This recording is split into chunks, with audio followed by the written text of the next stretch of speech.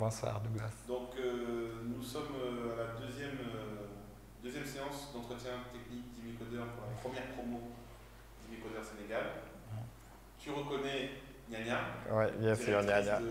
Axis. Bonsoir. Axis avec qui nous sommes en partenariat. Oui. Et dans le cadre de ce partenariat, Axis va rédiger à la suite de cet entretien une fiche dans laquelle il y aura les points que nous avons appréciés et les points que nous pensons que tu dois améliorer. Cette fiche sera la fiche témoin.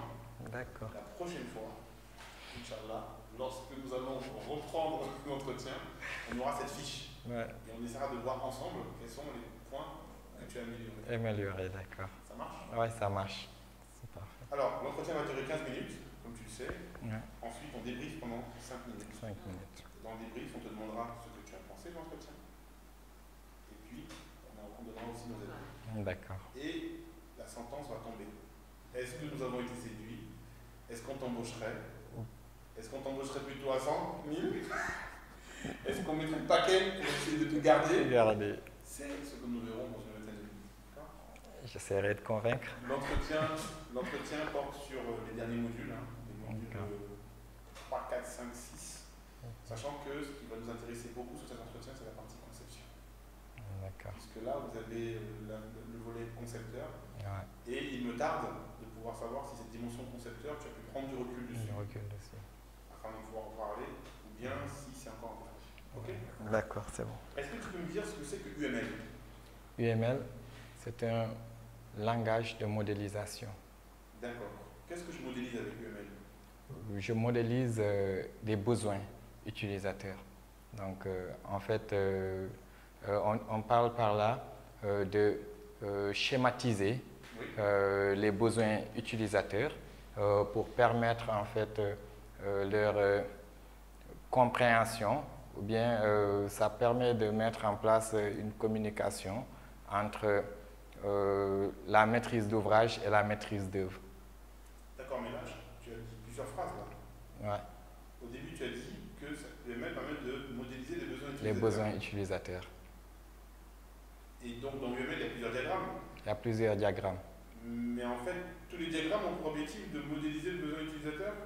Non, en fait, tous les diagrammes, dans leur globalité, consistent à traduire chaque étape de la conception par des schémas. D'accord. Mais quel est le schéma qui traduit les besoins utilisateurs? C'est le diagramme de cas d'utilisation. Ah, on est d'accord. Donc en fait, dans UML, il y a plusieurs diagrammes. Diagramme. Un qui permet de traduire les besoins utilisateurs. Ouais. D'accord, mais ce n'est pas tous les diagrammes qui permettent de modéliser. Oui, non. Et qu'est-ce qu'on modélise avec UML? Avec UML, la modélisation, c'est plutôt en fait, on traduit les besoins utilisateurs déjà par le premier diagramme, mais en réalité, ce sont les fonctionnalités futures du besoin qu'on va, ou bien de l'application qu'on va mettre en place. D'accord, du système à créer, voilà. Du système à créer. Ouais, au lieu d'application, du système carré. On va créer un système et avec différents diagrammes, on va modéliser ces systèmes sur différents angles. On va voir le système sur différents angles. Ouais. Ça marche? Ça marche, oui. Il y a combien de diagrammes? Aujourd'hui, avec la version 2.3 du UML, nous sommes passés de 13 à 14 diagrammes. Très bien. Est-ce que tu peux me dire quels sont, si tu devais utiliser 3 diagrammes sur les 14 en tant que concepteur, lesquels tu utiliserais et pourquoi? Donc j'utilisais le diagramme de cas d'utilisation, j'utiliserai aussi le diagramme de classe et j'utiliserai le diagramme de séquence. Pourquoi?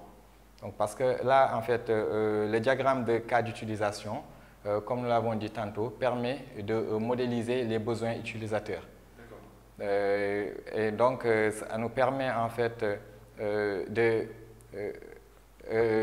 traduire le besoin en répondant à la question quoi. Donc, c'est la partie analyse carrément. Mais une fois qu'on aura répondu à cette question, on aura besoin de ressortir les interactions entre les différents objets du système.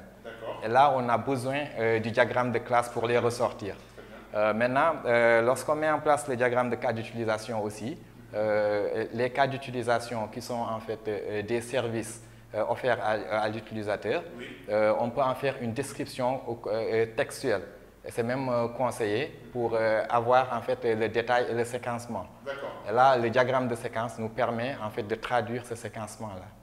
Donc, c'est pourquoi avec ces 3 diagrammes, je suis capable de faire la conception. D'accord. Est-ce que tu pourrais nous faire un diagramme de cas d'utilisation à mon crânien? Ouais. Parmi les 14 dessins.